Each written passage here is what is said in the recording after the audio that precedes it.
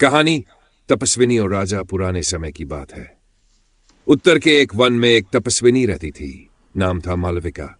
वह एक समृद्ध राज परिवार से थी, लेकिन युवावस्था में पति की मृत्यु हो जाने के बाद उसने सांसारिक जीवन छोड़ दिया था।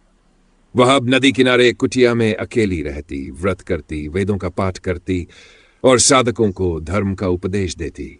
आसपास के गांवों में उसकी बड़ी प्रतिष्ठा थी। एक दिन दूरदराज के एक राज्य से एक राजा वहां पहुंचा। वह युद्ध में बुरी तरह पराजित हो चुका था और मानसिक शांति की तलाश में निकला था।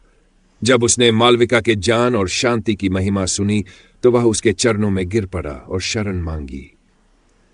मालविका ने उसे आत्मनियंत्रण और सत्य की राह पर चलने की शिक्षा दी। राजा कुछ दिन वहां रुका और मालविका की सेवा करने लगा, लेकिन धीरे धीरे उस राजा के मन में विकार आने लगे।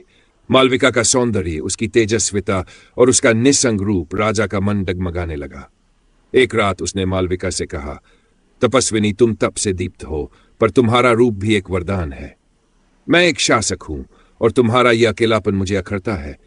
अगर तुम चाहो तो मैं तुम्हें अपनी महारानी बना सकता हूं। तप और भोग का समन्वय ही तो सच्चा जीवन है। मालविका मुस्कुराई, लेकिन उसकी आंखों में कठोरता आ गई। उसने राजा की ओर देखा और कहा, राजन, तुम हार से नहीं टूटे, पर अपनी वासना से हार गए। जिस स्त्री को तुम त्याग की मूर्ति समझकर पूजने आए थे, उसी को तुम भोग की वस्तु समझ बैठे। यह तुम्हारा पतन है, मेरा नहीं। राजा लज्जित हो उठा। उसने सिर झुका लिया। मालविका ने कहा, राजा बनकर आया था, लेकिन पुरुष बनकर गिरा।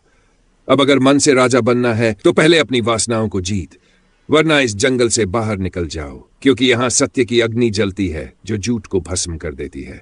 राजा ने मौन होकर कुटिया छोड़ दी।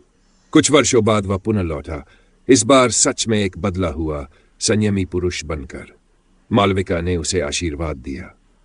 निष्कर्ष, स्त्री चाहे साध्वी हो या गृहिणी, उसकी श्रद्धा, उसका आत्मसम्मान उसकी सबसे बड़ी ताकत है। जो स्त्री को सिर्फ देह समझे वह स्वयं अधर्मी है, चाहे वह राजा हो या गुरु।